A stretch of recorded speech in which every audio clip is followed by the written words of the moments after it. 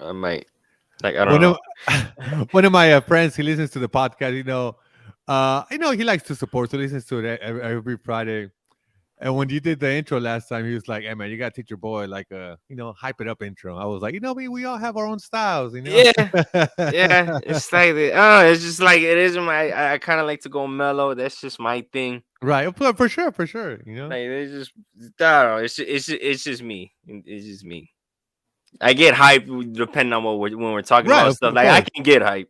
It's just, I gotta get there. It just Don't tell doesn't. me I can't get hype. I'll get hype right now. Right. All right, let's do it. Here we go. Well, you know what? I might. All right, 3, 2, 1.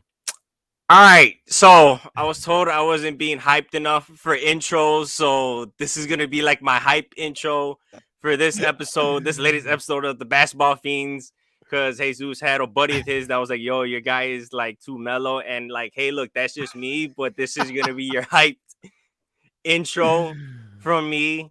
Bring it. So I don't know. Actually, that was the intro, but There we go. That's the whatever. intro. Shout out to my boy John. He's the one that told me he's an avid listener. He likes to support. That was a pretty hyped intro. That was Johnny, that's how I get hyped, bro. All right, there you go. But yes, you're listening to the Basketball Fiends podcast. that's Proud. Jesus that That's you're I am listening to. Jesus Acevedo Jr. If you're looking at us on YouTube or on Twitter, why should we don't post the videos on Twitter? Maybe we should. But yes, you can see our name tags on the bottom. I am Jesus Acevedo Jr. He is Alex Aguilera from Chicago. I am from Houston. And yes, we are a proud member of the Our Esquina Podcast Network. Shout out This Our is true. Esquina. Go check them out, ouresquina.com. Nobody covers baseball better than Our Esquina. And here's why. Here's why I say it, right? There's a large percentage of players there are from Latin America that some speak English, Yeah. but if you interview them in their natural language, you get better quotes. And I learned that myself interviewing soccer players in their native language, and Yeah. Our Esquina, bilingual, board reporters. I think 2-3 people that have covering them. So yeah, so ouresquina.com, check them out. But other articles besides baseball. But I don't know how this turned into a promo for Our Esquina, which hey, it's never a bad time to have a promo for Our Esquina. Right. Absolutely. And so now this is like this segue is gonna make no sense by any means coming from that, but pre-recording off camera, Jesus spilled some well, not tea. He told me like an interesting fact or just all right, so I guess pretty much he just told me that he hasn't played basketball in a while, so that's pretty much it. so. I more so besides spilling the tea, I spilled myself onto the court for the first time in 3 years. I played basketball, like physical contact basketball, like 2-on-2, 3-on-3, and I just shot around. And let me just tell you, I got tired just shooting around. Before people got there to Yeah. play, I was tired. I was like, "What is this? Who am I?" Who am So I? who am I? Where has my life Questioning your gone? life. What have I Questioning done? my life. And I was, but I was hitting some shots. I was like, okay, starting to come back to me. Yeah. Granted, I was fresh, but Alex, you're a hooper. Once you get tired and then you don't Dude. have them legs under you, Mm-mm. every shot is just flat. I think I had mentioned this, but like I think it was a couple months or like last summer. Buddy of mine, we got some guys together to play pickup.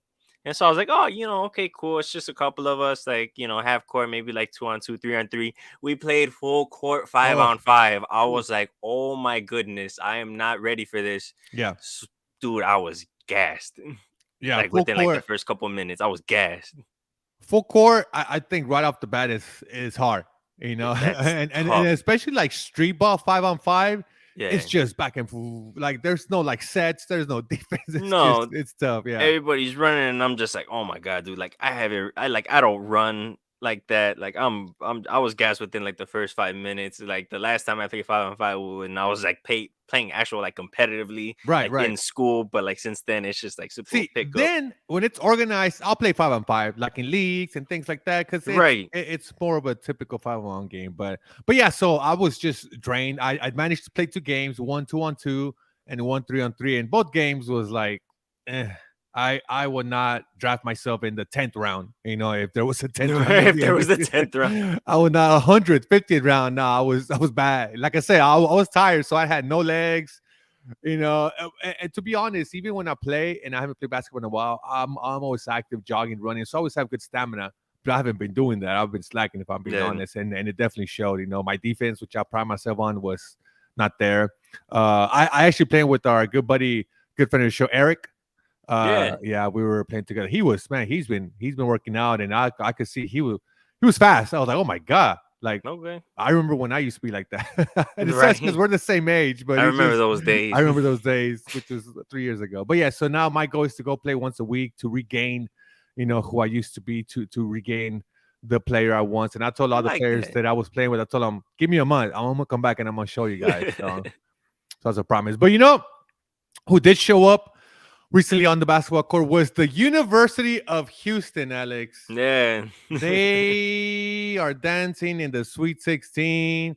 They who did they beat? Oh, the Fighting Illini, your alumni. And look, they fought. We could Yeah. break down the game real quick. Houston came out suffocating with that defense, but man, props to those two Illinois freshmen. I'm blacking out. They came in and they Oh, lifted. good and Melendez. Yes. Oh man, Yeah. that boy Melendez had a dunk. We can talk about that in a bit. But yes, no, they came and they changed the game, and U of H didn't expect that, and they brought him back. It was a good finish, and homeboy hit the three right at the end.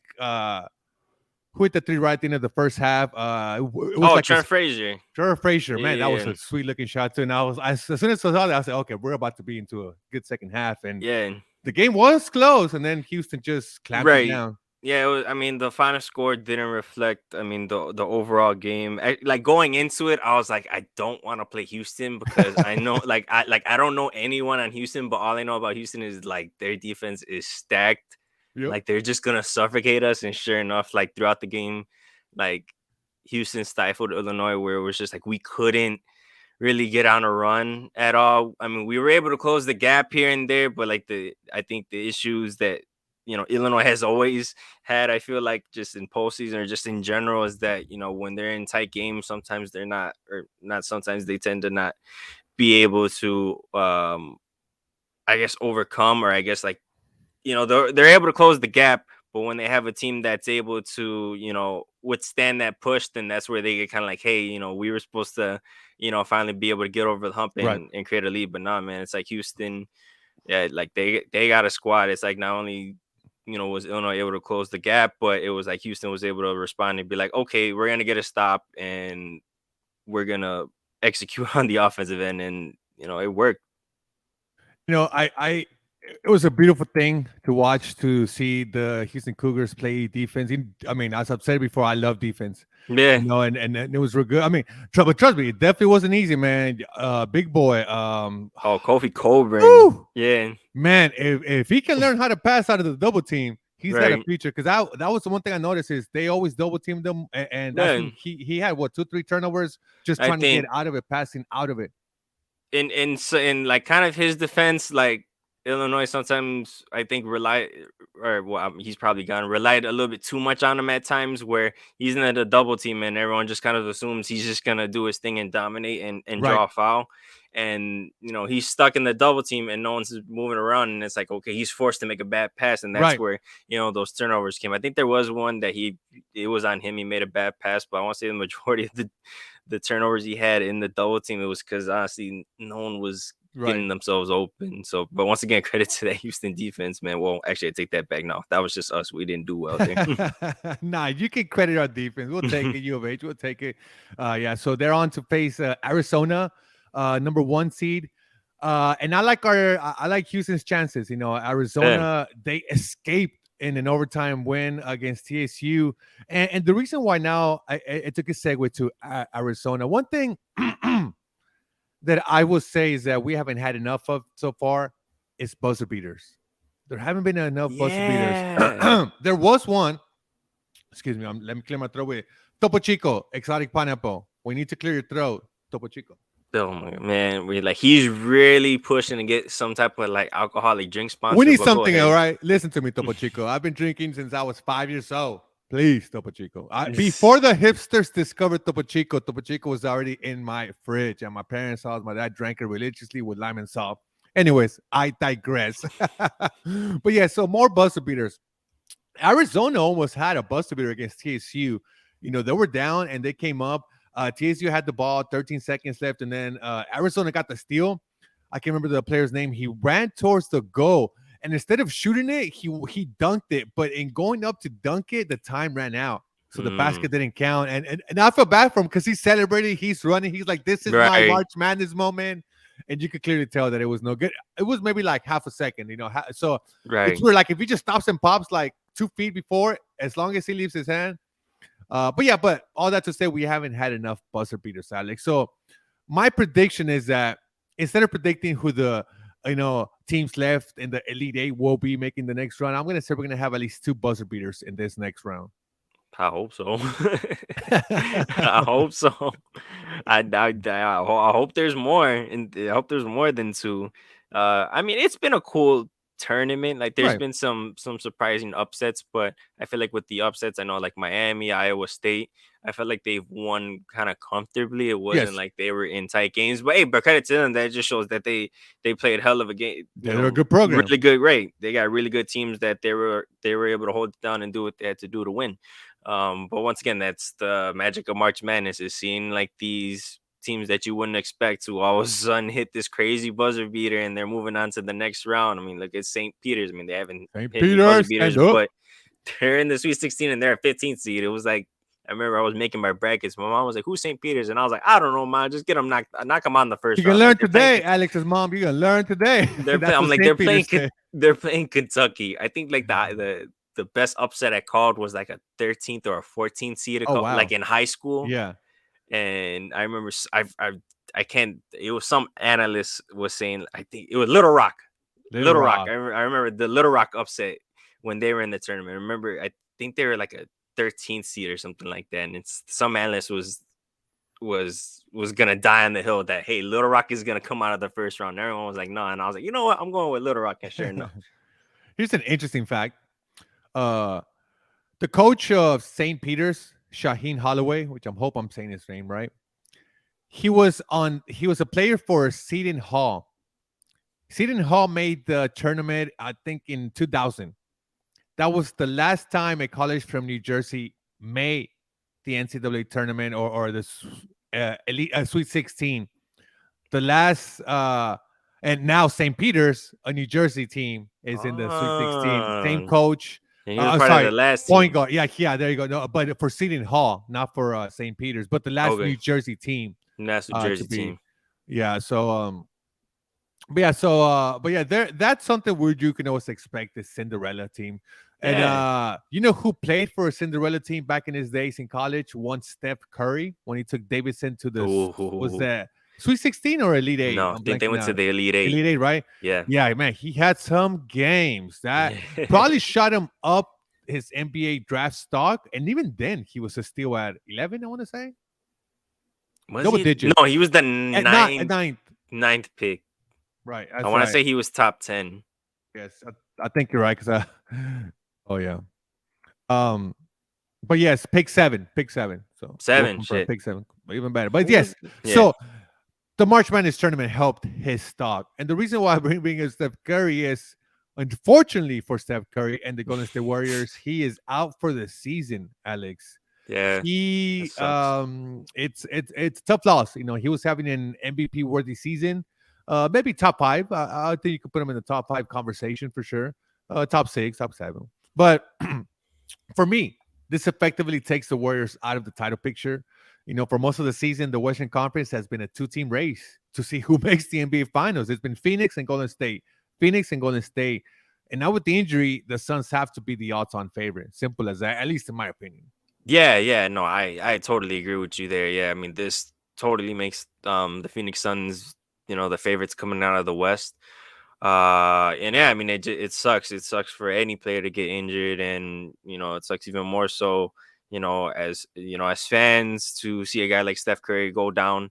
And I know the Warriors have sort of had their ups and downs this season, if you want to call it. I mean, they're a third seed in the West, but I know, Draymond hasn't been super healthy this year. They were waiting for the longest for Klay Thompson to finally come back. And, it isn't like when he came back, you expected him to be the Klay Thompson of old. Like, it's going to take time for him to get back to form. per se, because I mean he's been out like 2 years, so that's not a guy expect to jump right in and do what he did. So yeah, it's a tough loss for the Warriors. Whether or not come playoff time he's somehow able to come back, I don't know. I don't get that indication that he will, but yeah, I think at this point, I mean, I think Golden State has done enough to make the playoffs, but I don't see them doing anything. I could see maybe them sneaking into the second round on the talent and their system, and I think Yeah, I could see them doing that. But past that, it'll be tough. It'll be really tough to get past that. So yeah, but something that I want to talk about with the Steph Curry injury was the way that he got hurt, the way that Steph Curry got hurt. They were playing the Celtics in Boston, if I'm not mistaken. And look, it was a simple issue where there's a loose ball, and Marcus Smart of the Boston Celtics dove for the loose ball. Curry was bending down for the ball. He took a couple steps. He was closer to the ball, but Smart saw the ball. He saw an opportunity, and that's just Marcus Smart. He's going to dive for every loose ball. yeah, So he dove for it, and Steph Curry's foot got stuck under Smart and kind of bend the way you don't want it to bend, right, yeah, thus causing the injury. And I know some people were trying to see, oh, that was a dirty play, this and that. And look, Steph Curry shut that down quick. He said, no, that was not a dirty play. That's a loose ball. right. That's a And basketball play. That's that him hustling for the ball, and unfortunately, he got caught in a really bad spot that he ended up getting hurt. So Yeah, and I know during the game, Steve Kerr and Marcus Smart kind of had a little chat. It did not look very friendly. But after the game or a couple of days after, they spoke to Smart, and he said, "Man, me and Kerr, we're tight. We're because they know each other from Team USA basketball." And Kerr even he said, "Look, he told Smart, I want you on my team. Like I respect the way you play. But I had to stand up for my guy, which is understandable." yeah, But it's just it was just a competitive play, and one player got the short stick of the short end of the stick, whatever the saying is, and it is unfortunate because I think the Warriors definitely had a chance to make the finals. I would have loved to have seen them and Suns in a 7-game series because it would have gone 7 games. yeah, But look, they were just rounding into even better shape. Klay Thompson isn't still Klay Thompson that we know.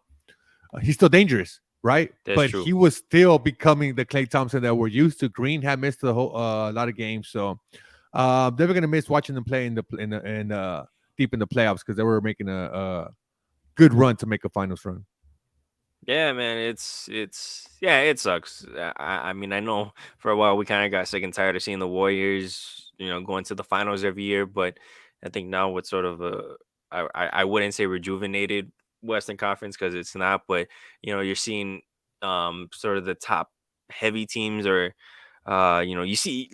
Let me put it this way: you see Phoenix, a team that hasn't had a lot of success in recent years, finally, sort of being like the pretty much the best team in the league. You got Memphis, who I should say is probably rejuvenated more than anybody in the West. So it would have been nice to really see the Warriors, a team that we know has had success, and see them go up against a couple of young guns in the Suns and the Memphis Grizzlies for sort of that Western Conference crown. Yeah. Speaking of rejuvenation, that's a word I need to have in my vocabulary more. Rejuvenation, Alex. This season, one player who's in his 18th season seems like if he drank from the fountain of youth because he's leading the league in scoring. And I'm talking about one LeBron James, Alex. And this season's scoring title race is going to be tight, tight, tight. LeBron James currently leads the league at 30 points per game. Joe Embiid is second at 29.8 points per game. And Giannis is at 29.7. So, like I said, Alex, it's gonna be tighter than I don't know. I can't think of anything else. But it's gonna be tight. I was waiting for something like, "Ooh, he's got a good analogy," and he's like, "No, no, I don't know. It's gonna be pretty tight. It's gonna I'll be a just close tell you, my battle." mind automatically went dirty. So I was like, I'm not even gonna say what mine was already forming. I'm just not even gonna. We curse on this podcast, but we got to keep it somewhat clean. Somewhat clean. No, we'll do that once we have the basketball fiends OnlyFans. We'll get X-rated there. Oh my god, man! Don't even start. What is up with this, man? This is the 51st episode, and we're going off the rails, bro. What's happening? It's as a whole. We've crossed the plateau. 50. All right. Mm-mm. We we're on to the next one.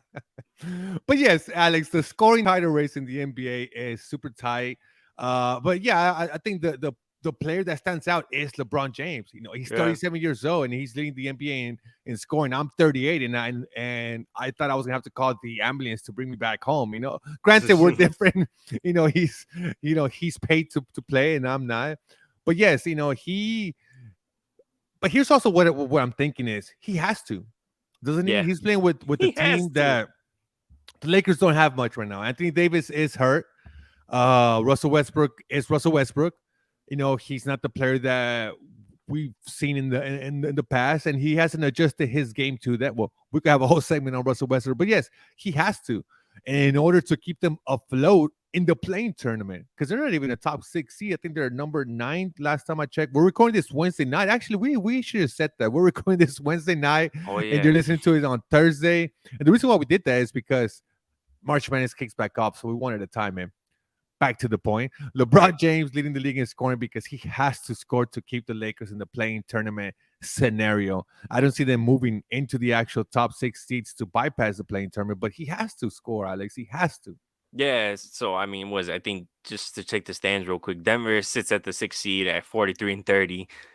The Lakers are the 9th seed at 31-41. They're not catching up to Denver. There's No not way. enough games. Nope. Like even if there were enough games, I doubt that they would catch up anyway. So yeah, I mean they're at a point where really they have to rely on LeBron, and like he's done for so many years, where he has to carry the load to get this team where they want to be. And I mean he had like what, a couple 50-point games not too long ago, and it was, I think it was when they played Golden State, didn't he drop 56 or something? Like he almost dropped 60, and they ended up winning Something in like that. like overtime. And it was like he dropped 56 because he had to. He Like that had was the only to. reason that like that's how they won that game, was because that man had to drop 56 points. He had to have a crazy game.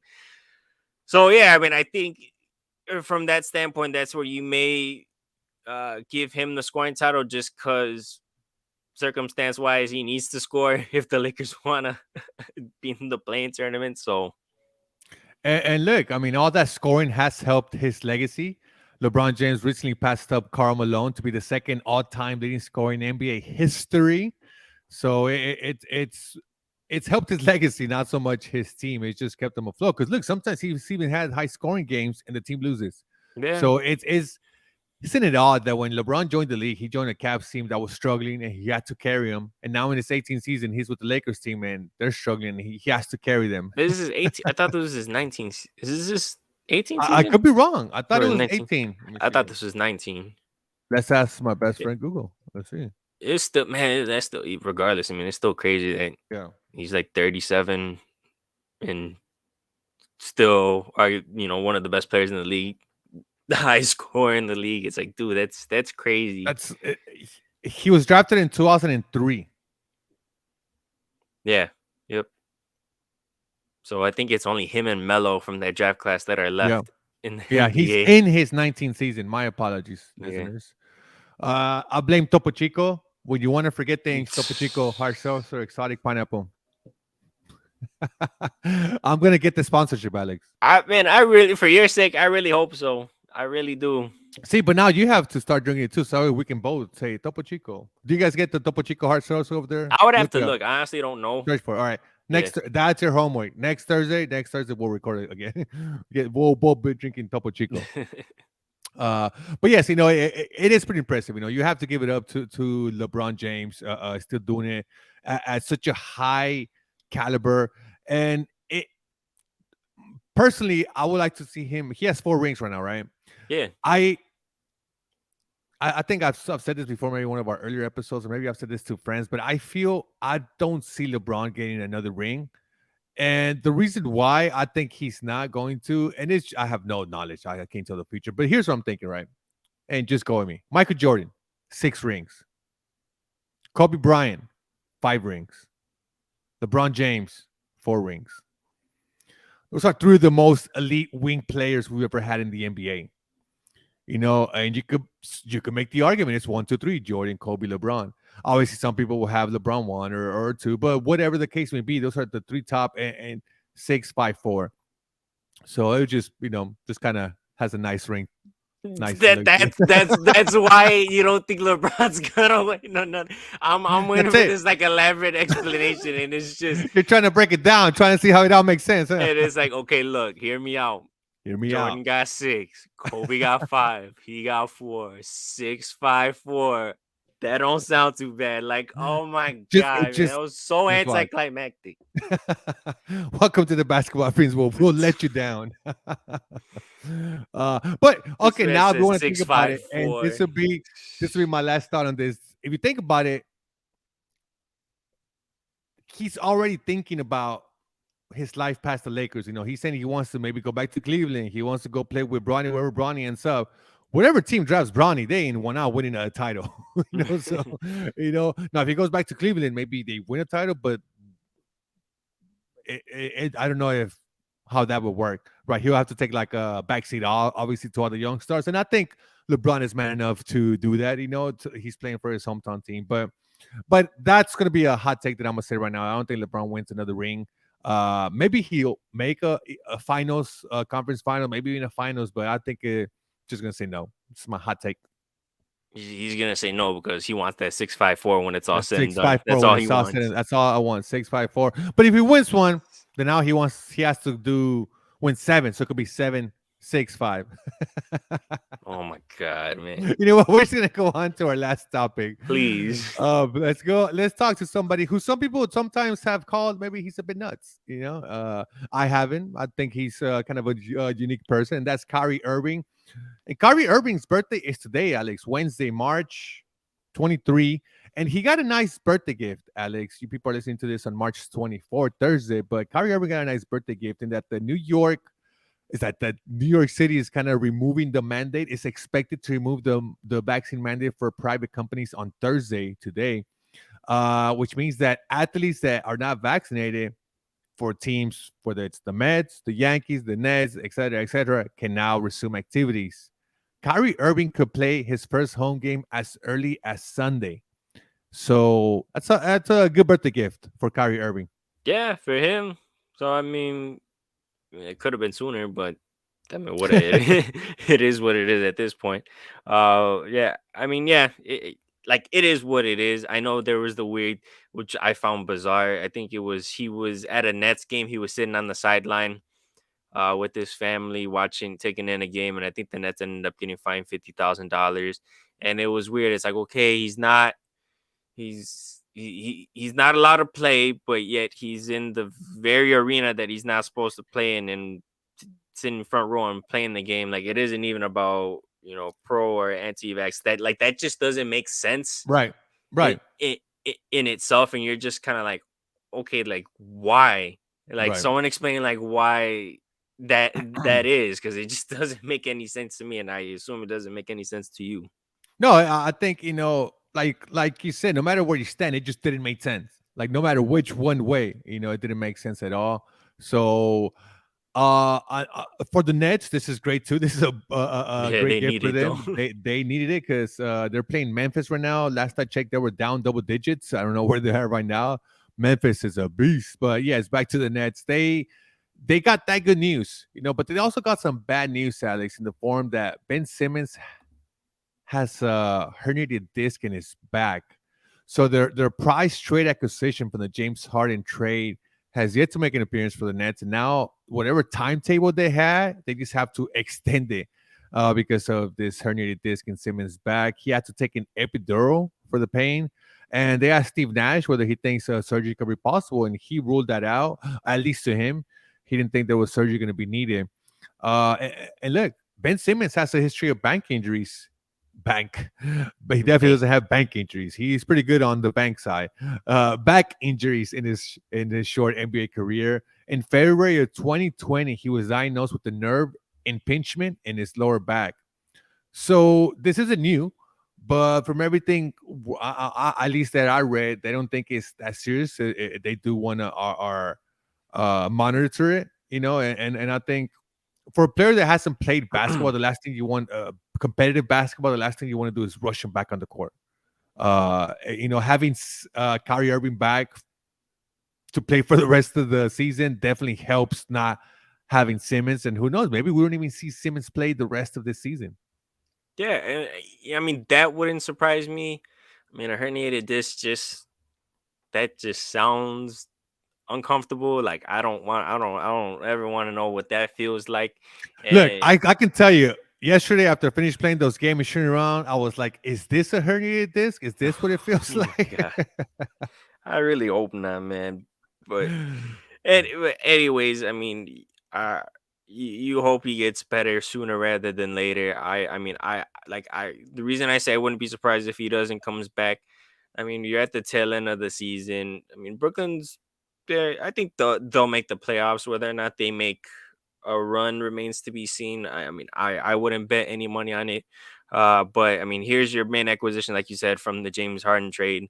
It's like I would rather play it safe. Where pretty much like when they got Durant, like they had gotten him from that torn Achilles, and even then, some people were saying like, hey, like is he gonna be the same KD that he was, but before the Achilles, and he sat out that first year in his contract with Brooklyn, and he came back, and KD is doing KD things, like he never left. So I think this is what's a case where, hey, if he's ready to come back and play and he's willing, then great. You have your new big three ready to go for the playoffs. If not, then hey, let him let him rest, get fully healthy. Come next season, and you're locked and loaded, and you're ready to go with a fully healthy squad. I think the Nets don't need Simmons to make a deep run in the playoffs. If especially now that Kyrie Irving can play every game, except in Canada, I think that'll be the only one if they play Except in Canada. Toronto. Yeah, I think Canada still has a mandate for vaccines, and but I think they can make a deep player. I don't still see them making the finals. I think it's gonna be tough for them. Could they make it? Yes, definitely, right? But I got my mind and my heart set on Philly 76. I have won a Philly Bucks Eastern Conference Finals. That would be Um, fun. that would be fun. But no, I think you hold him off, and you make him strong for next season. Make sure he's good and healthy, and have him a full off season with this team. Next year, I'll put my money on the Nets winning the title if Simmons comes back healthy, and so that's who my money is on. Somebody that I could always put money on to put on a good show, Alex, was Jamal Crawford, and that's my I like that guy. yeah, Jamal Crawford. I want to bring him up. It's kind of like a sneaky fifth topic for this episode because he just recently retired from the NBA after a 22-year NBA career. We're talking about LeBron in his 19th season. We had Jamal Crawford still crossing over players, still popping shots in his 22nd season. He is a very unique player. I think 3 times six Man of the Year award, if I'm not mistaken. He's Something a like that. player Yeah. that there was a player in the 80s with the Pistons called Vinny Johnson. They call him the microwave because he could just heat up like that on the court.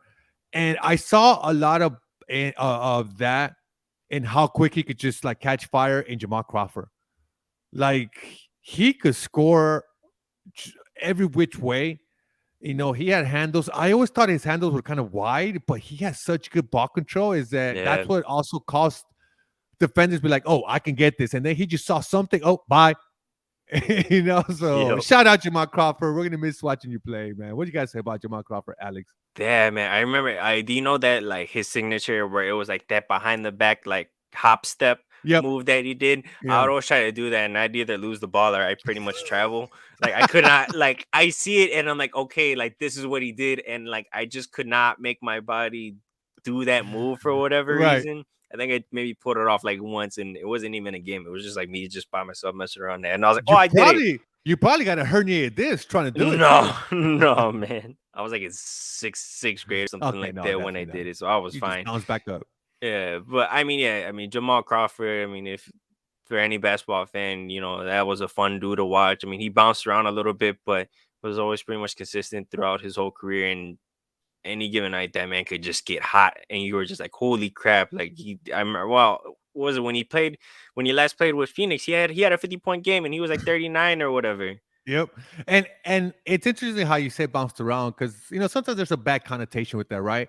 He bounced around the league, but every team he was on, he was like off the bench. You could always count on him. So it Yeah, wasn't necessarily that he was traded or whatever. He just signed with different teams. I want to say he probably played with so many teams. He'll probably be like, okay, what team didn't he play for? you Right. know, because he had short stints with a lot of teams. He had long stints with teams. He played with some teams twice. I think with the Knicks he played twice. But yes, no, Jamal Crawford, he's gonna be one to miss. Trying to think of a current player that kind of fits that bill, but I can't think of one. Like I say, he's Yeah, he's man. he's pretty unique. Pretty unique, just like the Basketball Fiends, a podcast you can listen to We tr- every we try. We Friday. try. Every Friday we try. But yes, but that was our 51st episode of the Basketball Fiends. I gotta say, it's one of our most I don't want to say unorganized because we were organized. It just kind of took some turns, but I'm happy we took those turns. We're a podcast still growing. We're still learning. We're still evolving. Just like LeBron James was in his 19th season, and Jamal Crawford was in his 22th season. This is our second season of the Basketball Fiends, Alex. So we still got a lot of learning and growing, and the show's gonna grow and evolve, and we're gonna get into all high kind of hijinks. Yeah, man. Just geez, 6'5'4". I'm still on that. 6'5'4". Oh, LeBron, don't win another title so we can have the six You five teed four. me you teed me up so much for that explanation. I'm like, oh, okay, let's see, let's see why. And then he's like, hey, Jordan got 6, Kobe got 5, LeBron got 4. There you go. I was like, you gotta be There you go. sign us off, man, because I'm gonna start getting whatever again. And with that, last parting words from Alex. My name is Jesus Acevedo Jr. He is Alex Aguilera. Thank you so much for listening to the Basketball Fiends. Don't forget to subscribe. See ya. Deuces, whatever. I don't even know, man.